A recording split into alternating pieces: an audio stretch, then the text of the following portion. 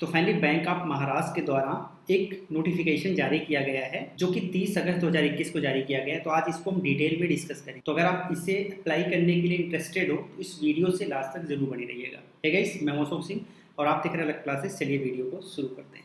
हमेशा अपडेट रहने के लिए सब्सक्राइब करें और फिर बेल आइकॉन पर क्लिक करें।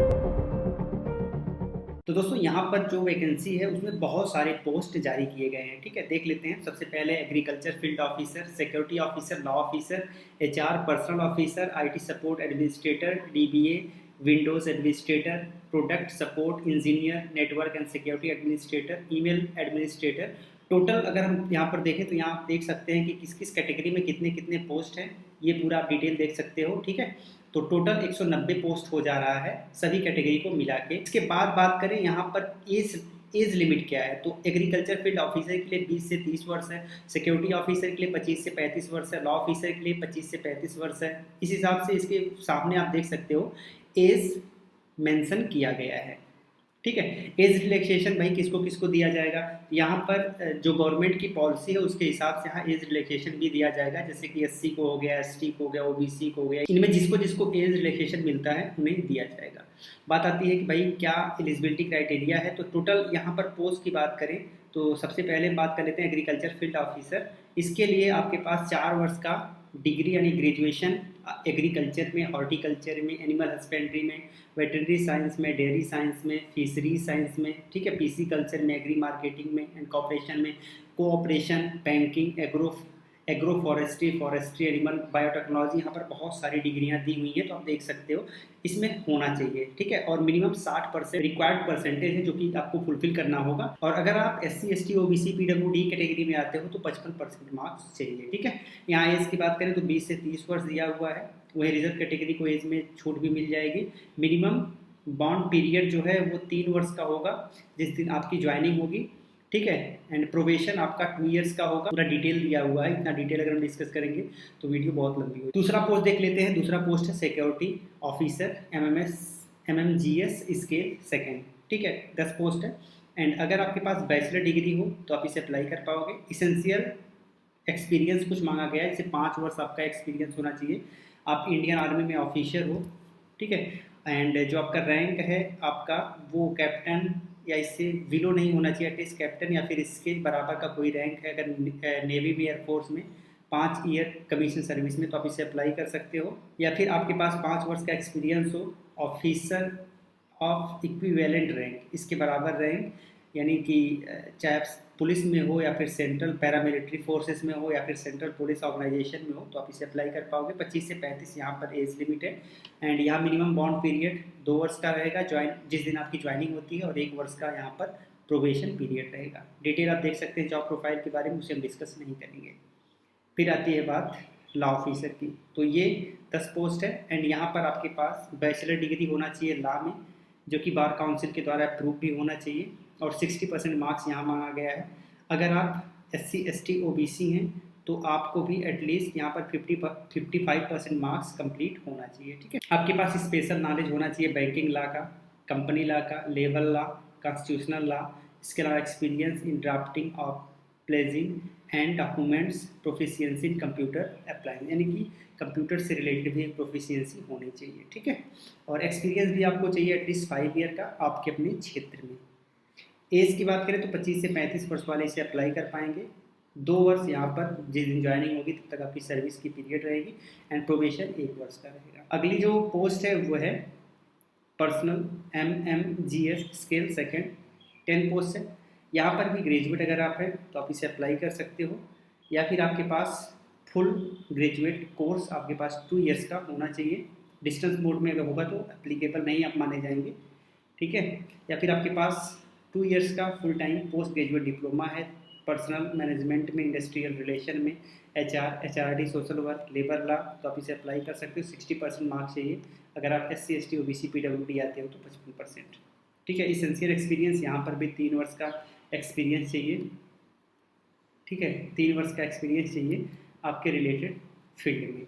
बात आती है एज की, तो 25 वर्ष और मैक्सिमम 35 वर्ष तक इसे अप्लाई कर सकते हो। मिनिमम बॉन्ड पीरियड यहाँ पर भी 2 वर्ष का है और 1 वर्ष आपका प्रोबेशन पीरियड है। जॉब प्रोफाइल आप देख सकते हो बहुत डिटेल में दी हुई है। इसके अलावा आईटी सपोर्ट एडमिनिस्ट्रेटर है, इसके लिए आपको 30 पोस्ट हैं। बीटेक या फिर बीई अगर है तो आप इसे अप्लाई कर सकते हो। किस में होना चाहिए बीटेक बीई? तो कंप्यूटर साइंस में इलेक्ट्रॉनिक्स एंड कम्युनिकेशन, और या फिर आपने एमसीए करा हो या फिर आपने एमएससी कंप्यूटर साइंस करा हो 55% मार्क्स के साथ, तो आप इसे अप्लाई कर पाओगे। 50% मार्क्स अगर SC ST OBC PWD का है तो वह इसे अप्लाई कर पाएंगे। मिनिमम 1 वर्ष का एक्सपीरियंस चाहिए आईटी सपोर्ट में, सॉफ्टवेयर या फिर हार्डवेयर में। 20 से 30 वर्ष अगर एज है तो आप इसे अप्लाई कर पाओगे। यहाँ पर जो आपकी ज्वाइनिंग होगी वो 3 वर्ष के लिए होगी और 2 वर्ष आपका प्रोबेशन पीरियड होगा। इसके बाद अगले वैकेंसी को देख लेते हैं जो कि डाटाबेस एडमिनिस्ट्रेटर का है। इसमें 3 पोस्ट है, बीटेक या फिर बीई यहाँ पर भी चाहिए। Computer science, electronic and communication या फिर एमसी या फिर एमएससी कंप्यूटर साइंस में अगर आपके पास बीटेक या फिर बीई है तो इसे अप्लाई कर सकते हो। मिनिमम 55% मार्क्स होना चाहिए और 50% marks SC ST OBC PWD के लिए है। यहाँ पर भी 3 वर्ष का एक्सपीरियंस मांगा गया है। आपको आपका ऑरेकल में हो या फिर MSS QL database administrator, database operation में हो तो आप इसे अप्लाई कर पाओगे। सर्टिफिकेशन यहाँ पर जो मांगा गया है माइक्रोसॉफ्ट सर्टिफाइड प्रोफेशनल्स MCP आपके पास होना चाहिए ऑरेकल सर्टिफिकेशन में। इसके अलावा एज की बात करें तो 25 से 35 है। 2 ईयर का आपके पास यहाँ पर जॉब पीरियड रहेगा, जिस दिन आप ज्वाइन करते हो 1 ईयर का प्रोबेशन रहेगा। ठीक है। विंडो एडमिनिस्ट्रेटर में 12 पोस्ट है। बीटेक बी यहाँ पर भी चाहिए, सेम एलिजिबिलिटी क्राइटेरिया ऊपर वाली है। इसके अलावा यहाँ पर 3 वर्ष का एक्सपीरियंस चाहिए सिस्टम या फिर सर्वर एडमिनिस्ट्रेशन में। इसके अलावा आपके पास यहाँ जो सर्टिफिकेट मांगा गया है वो सर्टिफिकेशन इन MCSA या फिर रेड हैट या फिर VMware या फिर विंडोज़ में। एज 25 से 35 यहाँ है, 2 वर्ष का यहाँ पर आपका जॉब पीरियड रहेगा, 1 ईयर्स प्रोबेशन रहेगा। ठीक है। बात आती है नेक्स्ट तो प्रोडक्ट सपोर्ट इंजीनियर है। ये 3 पोस्ट है। बीटेक बी अगर है तो अप्लाई कर सकते हो। यहाँ पर भी सेम एलिजिबिलिटी क्राइटेरिया क्वालिफिकेशन मांगा गया है, 3 वर्ष यहाँ पर भी एक्सपीरियंस चाहिए, आप देख सकते हो। इसके अलावा सारी चीज़ें लगभग यहाँ पर सेम है। ठीक है। नेक्स्ट है नेटवर्क एंड सिक्योरिटी एडमिनिस्ट्रेटर, इसके लिए 10 पोस्ट है। यहाँ पर भी लगभग सारी चीज़ें सेम हैं। और इसके बाद बात आती है यहाँ पर कुछ स्किल टेस्ट रिक्वायर्ड है, तो आप देख सकते हैं डिटेल में। ठीक है। एज यहाँ पर भी 25 से 35 है, 2 वर्ष का जॉब पीरियड, 1 वर्ष का प्रोबेशन। ईमेल एडमिनिस्ट्रेटर के लिए भी सेम एलिजिबिलिटी क्राइटेरिया है, कुछ भी चेंज नहीं है। ठीक है। तो ये सारी चीज़ें हमने पोस्ट के बारे में देख ली। तो ये सारी चीज़ें अगर आपके पास हैं तो आप इसे अप्लाई कर सकते हो। यहाँ पर आप देख सकते हो एज में किसको कितनी छूट दी जाएगी और आपकी जो एज कैलकुलेट की जाएगी वो 31 मार्च 2021 के अकॉर्डिंग की जाएगी। शेड्यूल कास्ट शेड्यूल ट्राइब के लिए 5 वर्ष रिलैक्सेशन है। OBC नॉन क्रीमी लेयर के लिए 3 वर्ष। अगर आप PWD में आते हो, जनरल में आते हो तो आपको 10 वर्ष, PWD SC ST में आते हो तो 15 वर्ष, OBC में आते हो तो 13 वर्ष। ठीक है। और अगर आप एक्स सर्विस मैन हो तो 5 वर्ष एज में रिलैक्सेशन आपको मिल जाएगा। ठीक है। और 1984 राइट में अगर आप अफेक्ट हुए थे तो 5 वर्ष आपको एज में रिलैक्सेशन मिल जाएगा। तो ये तो एज रिलैक्सेशन की बात हो गई। अब बात कर लेते हैं कि सैलरी कितनी दी जाएगी। तो जो आपकी सैलरी होगी स्केल फर्स्ट के लिए वो 36,000 से लेकर 63,840 होगी और स्केल सेकंड के लिए 48,170 से लेकर 69,810 के करीब होगी। ठीक है। ये आपकी बेसिक सैलरी है। इसके अलावा प्रोबेशन पीरियड तो हमने आपको पहले ही बता दिया। अब यहाँ पर जब आपका सिलेक्शन होगा ना वो IBPS के माध्यम से एक टेस्ट लिया जाएगा जिसको आपको क्वालिफाई करना है। अगर आप एग्जाम को पास करते हो फिर आपका इंटरव्यू होगा और उसके बेसिस पर आपका सिलेक्शन होगा। तो सिलेक्शन प्रोसीजर में यही अभी तक दिया हुआ है। ठीक है। एग्जामिनेशन पैटर्न जो होगा उसमें सबसे पहले आपसे जो प्रोफेशनल नॉलेज से रिलेटेड क्वेश्चन होंगे 50 क्वेश्चन होंगे, 100 मार्क्स के होंगे। यानी एक क्वेश्चन 2 मार्क्स का होगा, 60 मिनट का टाइम होगा जिसमें आपको ये सारी चीज़ें सॉल्व करनी पड़ेंगी और कोई ये नेगेटिव मार्किंग वगैरह इसमें नहीं होगी। ठीक है। तो ये सारी चीज़ें आपको समझनी है।